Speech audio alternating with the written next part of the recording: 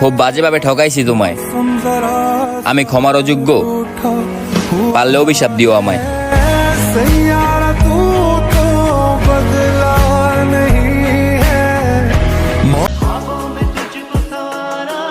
শূন্য ছিলাম, ভালো ছিলাম, সুখে ছিলাম বেশ।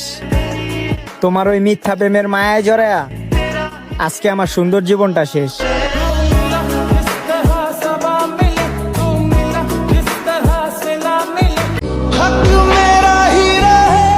তারপর দেখলাম মন থেকে ভালোবাসলে অবহেলাই পাওয়া যায়।